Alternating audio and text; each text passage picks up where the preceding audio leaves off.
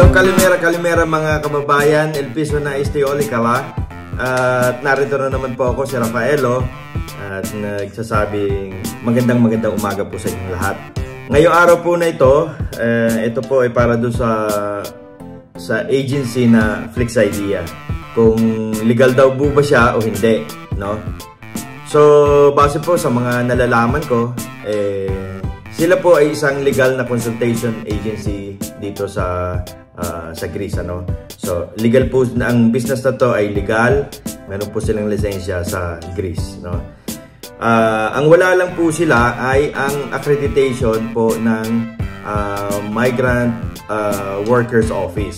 Wala po silang accreditation sa ating gobyerno na bilang isang legal na placement agency dito sa Greece. Siguro nagtataka kayo kung paano sila nakakapag-hire nakakapag-dispatch ng maraming OFW dito sa Greece, no? So ganito po kasi yan. Hindi man po sila accredited ng ating pamahalaan, pero maaari po silang mag-represent ng isang kumpanya or ng isang hotel para makakuha ng mga tao sa Pilipinas. Kasi ayon po sa batas ng Greece, ang isang business firm or ang isang hotel maaari pong kumuha ng tao sa Pilipinas directly without using the accredited foreign placement agency dito sa Greece. So itong mga hotel na ito, ginagamit nila ang Flix Idea para lakarin lahat ng mga paperworks nila, no? Para makapakuha ng mga tao sa Pilipinas. Ang gagawin naman po ng Migrant Workers Office is just to validate yung mga requirements na ipinapasa sa kanila ng mga employer, no.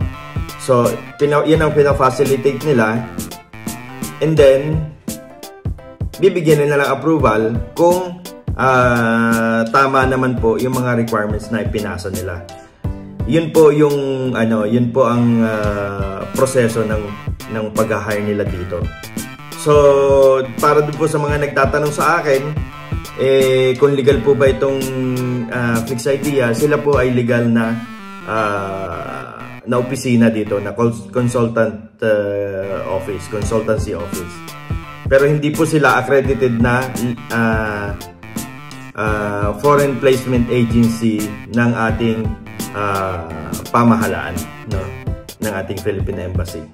Hindi po sila nire-recognize, pero they can recognize them as a representative ng mga business owners, ng mga business companies.